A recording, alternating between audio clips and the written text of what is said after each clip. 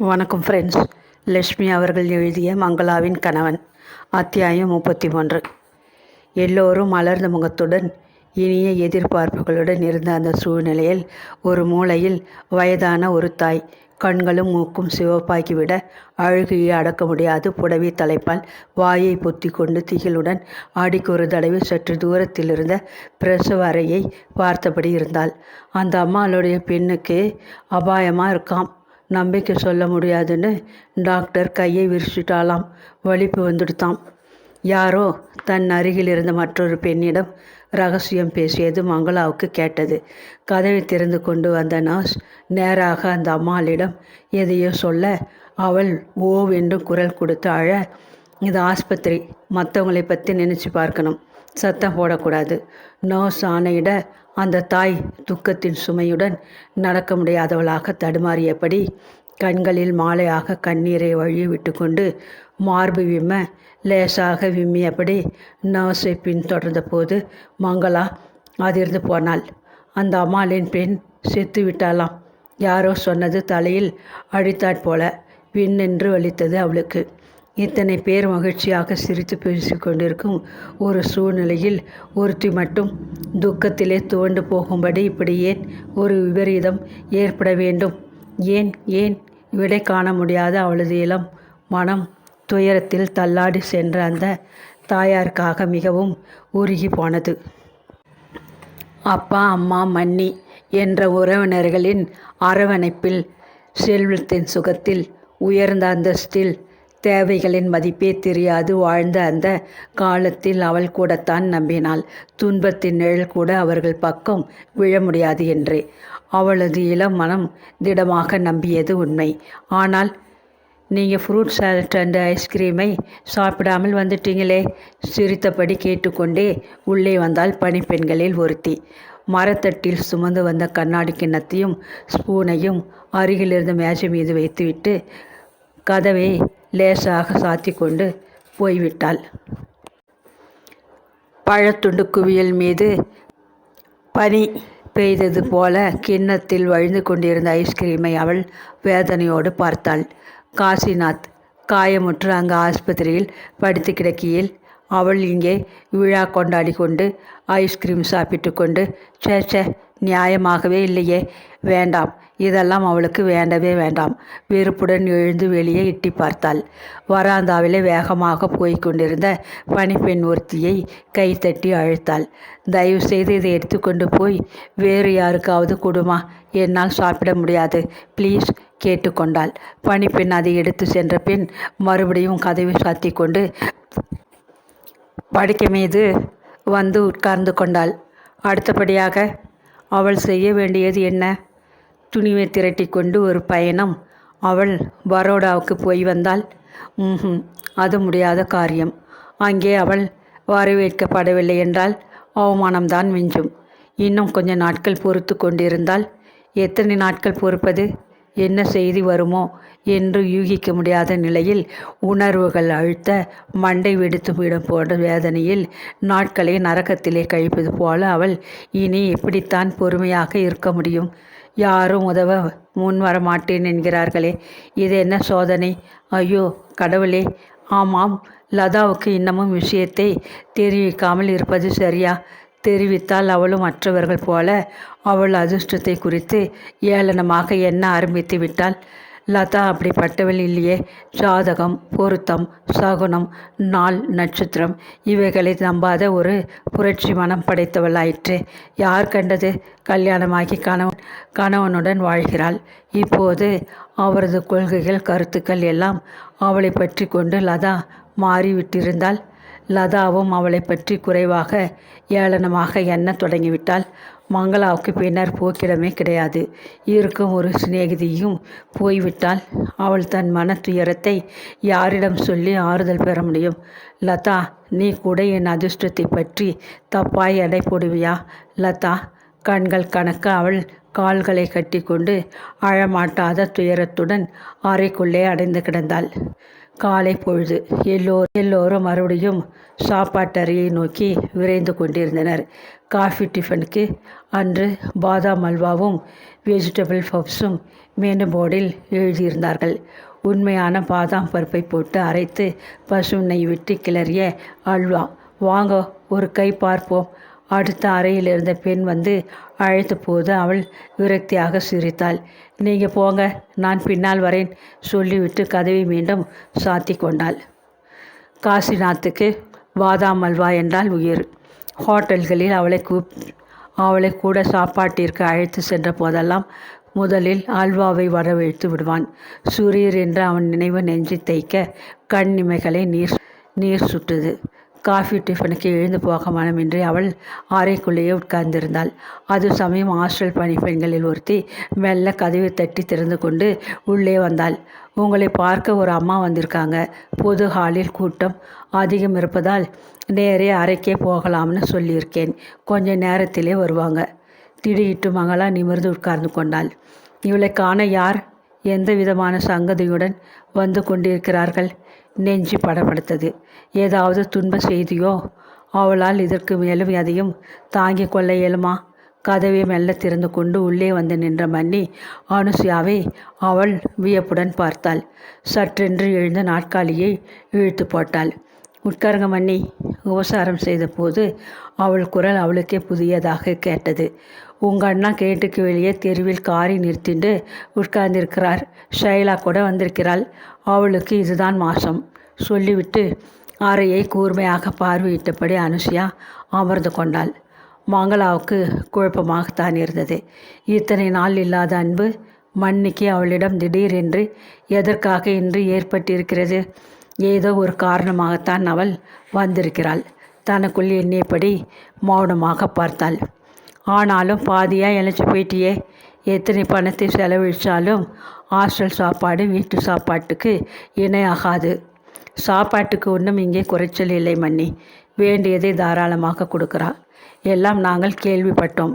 Manager Kasinath car விபத்திலே காயமடைஞ்சு பரோடா ஆஸ்பத்திரியிலே கிடக்கிறாராம். அதனாலே கல்யாணம் நின்று போச்சாமே. அவமானத்தில் அனலாக முகம் எறிவதை உணர்ந்தாள் மங்களா. யார் சொன்னது? அவள் குரல் ஒடுங்கி நடுங்கியது. யாரோ உங்கள் ஆஃபீஸிலிருந்து தான் உங்கள் அண்ணாவுக்கு ஃபோன் பண்ணினாலாம். நெஞ்சு பதைத்து போனாள் மங்களா. கர்ம சிறுத்தியா அண்ணாவுக்கு ஃபோன் பண்ணினவர் தன் பெயரை சொல்லவில்லையா? ஆத்திரத்தை அடக்க மாட்டாது கேட்டாள் மங்களா. என்னவோ பேர் சொன்னார், எனக்கு மறந்து போச்சு. அலுவலகத்து வம்பில் ஊர் திளைக்கும் பதஞ்சலியின் வேலையாகத்தான் இருக்கும். அவருக்கும் பெண் குழந்தைகள் இருக்கிறார்களே, அதை பற்றி நினைப்பே இல்லாமல் பிரத்தியார் வயிற்றெரிச்சலை கொட்டி கொள்வதே பிழைப்பாக்கிவிட்டதே இந்த மனிதனுக்கு. எப்பத்தான் புத்தி வருமோ? பற்களை கடித்து கொண்டாள். மாங்களா கோபத்துடன் பேசுமுன்னு அனுசியா குறுக்கிட்டாள். யார் அது? எப்போன்னு கேட்டுன்னு மனசை குழப்பிக்காதே. இப்படி நடந்தால் 4 விதமாக தான் பேசுவா. என் வார்த்தையை இப்போவாவது கேள். பேசாமல் ஹாஸ்டலை விட்டு என் கூட புறப்பட்டு வீட்டுக்கு வந்துடு. அப்பா செய்யாத முயற்சியாக சொல்லு. முடியலை. அவர் போய்விட்டார். அண்ணாவும் உன் ஜாதகத்தை தூக்கிண்டு கால்வாய நடந்தார். ஒன்றும் சரிப்பட்டு வரலை. நீயோ இப்போ ஒரு வழி செஞ்சு பார்த்த, அதுவும் இப்படியாச்சு. இதிலிருந்து தெரியலையா? கோபமும் அழுகையும் பொங்கி வர என்ன தெரியறதுன்னு சொல்கிறேன் மன்னி. மங்களா தழுத்தழுத்தாள். உனக்கு கல்யாணம் என்கிற பாக்கியமே இல்லை. நீ தனிக்கட்டையாக இருக்கணும்னு விதி போட்டிருக்கு. யாராவது விதியை மாற்ற முடியுமா? பற்களை இனம் சற்று அழுத்தமாக கடித்து கொண்டாள் மங்களா. மரியாதையை உதறிவிட்டு மண்ணியை பிடித்து வெளியே தள்ளி கதவை அடைத்து கொள்ள வேண்டும் போன்றதொரு வெறி அவளை ஆட்டி படைத்தது. நிதானித்து கொண்டாள். அத்தியாயம் 34. மங்களா தன் உள்ளத்திலே குமரி எழுந்த ஆத்திரத்தை அழுத்தி கொண்டு மன்னியை பார்த்து கூறினாள். மறுபடியும் இதே கதைத்தானா மன்னி? பேசாமல் நீ புறப்பட்டு வந்துடு. எங்களோடு முன் போல் இரு. உன்னாலே ஆன காரியங்களை செய்துண்டு எல்லோரிடையும் சொலப்பிலோன்னு இரு. மனசுக்கு நிம்மதியாக இருக்கும். மனுஷா எல்லோரும் கூட இருக்கான்னு உனக்கு தெம்பா இருக்கும். எனக்கும் உங்களுக்கும் இருந்த உறவு விட்டு போச்சுன்னு அண்ணாவும் நீங்களும் சொன்னீங்களே. இப்போ அந்த உறவு எப்படி வந்து துத்திக்கிறது? என்னவோ கோபத்திலே 1000 சொன்னோம். கஷ்டம் வரும்போது விட்டு கொடுக்க முடியுமா? நீரை அடிச்சா நீர் விலகுமா? அது போலத்தான் ரத்த சம்பந்தப்பட்ட உறவும். தெரிஞ்சுக்கோ. உங்க அண்ணா உன்னை பத்தி ரொம்ப மன கஷ்டப்படுகிறார். ஊரே இதை பத்தி பேசுறதை கேட்க சகிக்காது நொந்துக்கிறார். ஊரே பேசும்படி நான் அத்தனை பிரபலமானவளா? மன்னி, அண்ணாவை 4 பேருக்கு தெரிஞ்சிருக்கே. அவருடைய தங்கைக்கு இப்படி ஆச்சுன்னு பேச மாட்டாளா? எங்கேயோ ஒரு மூலையில் நான் தனியாக வசிக்க விரும்பினாலும் அந்த 4 பேர் என்னை விடமாட்டா போலிருக்கே. கோபத்துடன் கேட்டாள் மங்களா. அதையெல்லாம் விட்டு தள்ளு. நீ என் பேச்சை கேளு. பேசாம உன் பெட்டி படுக்கையை சுருட்டி கொண்டு மறுபடியும் நம்ம வீட்டுக்கே வந்துடு. மன்னி, அது என் வீடு இல்லையே. அங்கே நான் வந்து இனி என்ன செய்வது? தத்து பித்துன்னு பேசாதே. அது உன் வீடு தான். நாங்கள் எல்லாம் உன் மனுஷா. நீ தனியா இருக்க மாட்டே. ஷைலாவுக்கு குழந்தை பிறக்க போகிறது.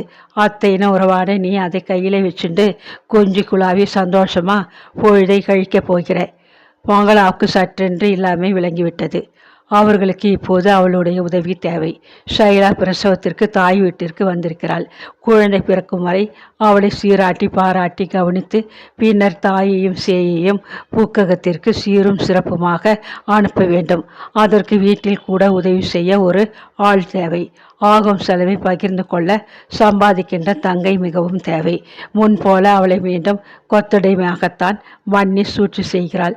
நல்ல வார்த்தை சொல்லி தங்களுடன் அழைத்து சென்று விடுவது என்ற திட்டத்துடன் வந்திருக்கிறாள். பலே, மன்னியின் கணக்கு எக்கச்சக்கமாக இருக்கிறது. இதை கேள்விப்பட்டதிலிருந்து உங்கள் அண்ணாவுக்கு நல்ல தூக்கமே கிடையாது.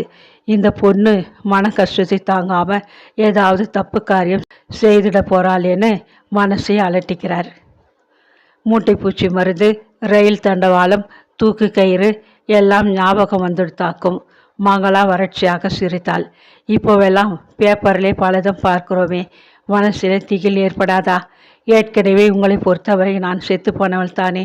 அதனாலே நான் எடுக்கும் எந்த முடிவும் உங்களை பாதிக்காதே. அசட்டுத்தனமாக பேசாதே. அப்படி ஏதாவது முட்டாள் காரியம் பண்ணினால் ஊரில் இன்னும் 4 பேர் 4 விதமாக கண்ணா பின்னான்னு தான் பேசுவா. செத்தவா பாடு நிம்மதி, ஆனால் இருக்கிறவா பாடு திண்டாட்டம். அதை நினைச்சுப்பார் மங்களா. வேண்டாம் இந்த பிடிவாதம். நாளைக்கு ஒரு டேபோ எடுத்துட்டு வரேன். நீ சாமான்களை எடுத்து கட்டி வச்சுட்டு ஹாஸ்டலுக்கு சேர வேண்டியதை கொடுத்துட்டு தயாராக இரு. உன் தாயார் ஸ்தானத்தில் இருந்துட்டு சொல்கிறேன். என் பேச்சை கேளு. இந்த சமயம் நீ இங்கே தனியாக இருக்கிறது எங்களுக்கெல்லாம் ரொம்ப கவலையாக இருக்குது. அண்ணா வாசல்லே எத்தனை நாழியாக காத்துருக்கார். அவரை ஏன் வீணாக அலைக்கழிக்கிறேன் மன்னி? ஒரே முடிவோடு தான் நான் அந்த வீட்டை விட்டு கிளம்பி வந்தேன். அந்த முடிவை இனி எதற்காகவும் மாற்றிக்க போறதில்லை. என்ன சொல்ற? அனுசியா பொறுமை குறைந்து கதட்டினாள். இந்த உலகத்திலே தனியாக வந்தோம், தனியாக போக போகிறோம். அதனாலே எனக்கு தனிமையை கண்டு இனி பயமில்லை. உறவும் துணையும் தேவையில்லை. இன்னும் உன் திமிர் கொஞ்சம் கூட அடங்கலை. பார்த்தியா? ஆட்டுக்கு வால் பகவான் அளந்துதான் வச்சிருக்கான். மன்னி, உங்கள் வாயில் நல்ல வார்த்தைகள் வரக்கூடாதுன்னு பகவான் வச்சிருக்கிறாரே, அந்த அதிசயத்தை கவனிச்சேலா? அனுசியா கோபத்துடன் விருட்டென்று எழுந்து கதவை தடால் என்று சாத்தி கொண்டு வேகமாக வெளியே நடந்தாள். அடுத்த நாள் காலை அலுவலகத்திற்குள் வந்து தன் இருக்கையில் உட்கார்ந்தாள். ஆபீஸ் பையன் மேஜை மீது வைத்துவிட்டு போன தபால் கட்டை பரபரப்போடு பிரித்தாள். இன்றைக்காவது ஒரு கடிதம் வந்திருக்காதா? நெஞ்சு படப்படக்க கடிதம் குளியலை துழாவினாள். அவளது முகவரி தாங்கிய கடிதம் ஒன்று கையில் தட்டுப்பட்டதும் மூச்சு நின்று விடும் போன்றதொரு அதிர்ச்சி. டைப் செய்யப்பட்ட முகவரி உள்ளிருந்த கடிதத்தை உருவி எடுப்பதற்குள் 1000 எதிர்பார்ப்புகள். விரல்கள் நடுங்க வேகமாக பிரித்த போது முகம் சுருங்கி போனாள். மதுரையில் வாழ்ந்து கொண்டிருந்த அக்கா சங்கரியின் கடிதம் அது. செங்குத்தாக நின்ற அந்த கையெழுத்தை கண்டதுமே அக்கா சங்கரி 2 கைகளையும் இடுப்பில் வைத்துக்கொண்டு அவள் முன் உயரமாக உக்கிரமாக வந்து நிற்பது போன்றதொரு மலைப்பு ஏற்பட்டது. அண்ணாவுக்கு அடுத்தபடியாக பிறந்துவிட்ட அக்கா சங்கரியின் கல்யாணத்தின் போது அப்பா ஓஹோ என்று வாழ்ந்து கொண்டிருந்தார். லட்சத்திற்கு மேல் தகப்பனுக்கு செலவை வைத்துவிட்டு வைர நெக்லஸும் வண்டி நிறைய சாமான்களுமாக பூக்ககம் புறப்பட்டு போனவள் சங்கரி. 15 வருஷங்களுக்குட்பட்ட தாம்பத்திய வாழ்க்கை. 4 குழந்தைகளுக்கு தாய். 40 வயதை எட்டி கொண்டிருப்பவள். உடம்பு எடையிலும் பரப்பிலும் 2ஆக கூடிவிட்டவள். அதை போலவே தூக்கி எறிந்து பேசும் துணிச்சல் நிறைந்தவள் சங்கரி. நினைத்த போது பிறந்த பக்கம் வந்து அவள் எட்டி பார்ப்பதுண்டு. மன்னி அனுஷ்யாவுக்கு என்ன மந்திரம் போட்டாலோ அப்படியே அவளை தன் கைக்குள் அடக்கி கொண்டு விட்டிருந்தாள். 1 கிலோ குடைமிளகாயை கொண்டு வந்து கொடுத்துவிட்டு பதிலுக்கு ஏதாவது வீட்டிலிருந்து தட்டி கொண்டு போக தவறவே மாட்டாள். அனுஷ்யாவுக்கு பெரிய நாத்தனாரை கண்டால் நடுக்கும். அவள் எதிரில் பொம்மையாக ஆடுவாள். ஆமாம் போடுவாள். உங்க அம்மா ஈய சொம்பையா கேட்கிறேன், தாராளமாக எடுத்துட்டு போங்க. வேலையாளை கூப்பிட்டு பரணியில் கிடக்கும் பழைய பாத்திர குவியலில் அதை தேடி எடுத்து கொடுத்து விடுவாள். வந்த ஒவ்வொரு தடவையும் அண்டா குண்டா என்று எதையாவது கூட அழைத்து செல்லாமல் அவள் தனியே சென்றதே இல்லை. பிறந்த வீட்டை சுரண்டுவதில் சங்கரி அக்காவுக்கு நிகர் யாருமே கிடையாது. வீட்டில் கடைசி பெண்ணான மங்களா மீது அக்காவுக்கு எப்பொழுதுமே சிறிது பொறாமை. மற்ற குழந்தைகளோட அப்பா அவளுக்கு அதிக செல்லம் கொடுத்து வளர்க்கிறார் என்றதொரு கோபம். அம்மாவின் நகைகளை பங்கு பிரிக்கும் போது அம்மாவின் வைரத்தோட்டை அப்பா மங்களாவுக்கு ஒதுக்கி வைத்தது சங்கரிக்கு சிறிதும் பிடிக்கவே இல்லை. சமயம் வந்த போதெல்லாம் தன் சூடான வார்த்தைகளில் அந்த விஷயத்தை கொட்டி அளக்காது அவள் வீட்டை விட்டு நகர்ந்ததில்லை. பிறந்த வீட்டுக்கு வரும்போது மன்னி அனுஷ்யாவுக்காவது ஒரு பிஸ்கட் பொட்டலம் வாங்கி வருவாள் அக்கா சங்கரி. ஆனால் தங்கை மங்களாவுக்கு ஒரு முழம் பூவை கூட பரிசாக கொண்டு வர மாட்டாள். அப்படி அவள் மேல் தமக்கைக்கு ஒரு வன்மம். அப்பா இறந்து போன போது சங்கரி துக்கத்திற்கு வந்திருந்தாள். அதற்கு பின் ஷைலாவின் கல்யாணத்திற்கு வந்து தலையை காட்டினாள். அதற்கு பின்னர் மன்னிக்கு அடிக்கடி கடிதங்கள் எழுதி விசாரித்து கொண்டிருந்தாள். உப்புக்காக ஒரு வார்த்தை, மங்களா சௌக்கியமா என்று விசாரிப்பதுண்டு. அத்துடன் சரி. தனிப்பட்ட முறையில் அவள் தங்கைக்கு கடிதமே எழுதியதில்லை. மங்களாவுக்கு நினைவு தெரிந்த நாளிலிருந்து அக்கா சங்கரி மீது அத்தனை பிடித்தம் கிடையாது.